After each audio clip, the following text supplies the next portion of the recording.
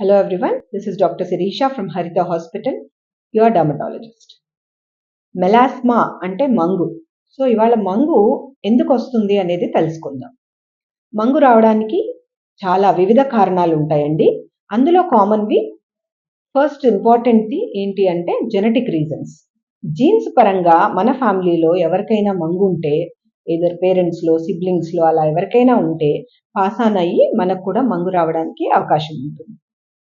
And hormonal issues, ఏదైనా hormonal disturbances like PCOD కానీ లేదా ఫైబ్రాయిడ్ ఇష్యూస్ ఇలా ఉన్నప్పుడు, అంతేకాకుండా కామన్గా రెగ్యులర్గా ఉండేవి లైక్ ప్రెగ్నెన్సీస్ కానీ మెనోపాజ్ టైం, ఇలాంటి హార్మోనల్ డిస్టర్బెన్సెస్ ఉన్న టైంలో మంగు రావడానికి అవకాశం ఎక్కువ ఉంటుంది.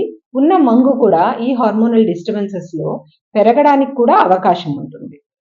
Then third reason is sun exposure. ఎక్కువగా ఎండల్లో తిరిగే వాళ్ళల్లో మంగు రావడానికి మోస్ట్ ససెప్టబుల్ అనమాట వాళ్ళు. సో మంగు కూడా నార్మల్గా కొంచెం ఇనీషియల్గా స్టార్ట్ అయినప్పుడు బ్రౌన్ కలర్లో ఉన్నా కూడా సన్ ఎక్స్పోజర్ పెరిగే కొద్దీ బ్రౌన్ నుంచి బ్లాక్ కలర్లోకి టర్న్ అవుతుంది. అండ్ ఇలా టర్న్ అయ్యే కొద్దీ కొంచెం దానికి ట్రీట్మెంట్ కూడా రెస్పాన్స్ అనేది తగ్గుతుంది.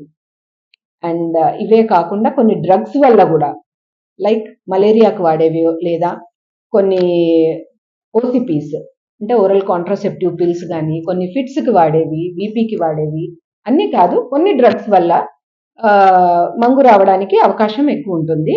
సో మంగు అనేది అసలు రాకూడదు, వచ్చింది అని అంటే మాత్రం కొంచెం కేర్ఫుల్గానే ప్రొటెక్షన్ తీసుకోవాలి. ఎందుకంటే మంగు ట్రీట్మెంట్ వైజ్ చూసుకుంటే it is very stubborn to respond. Thank you.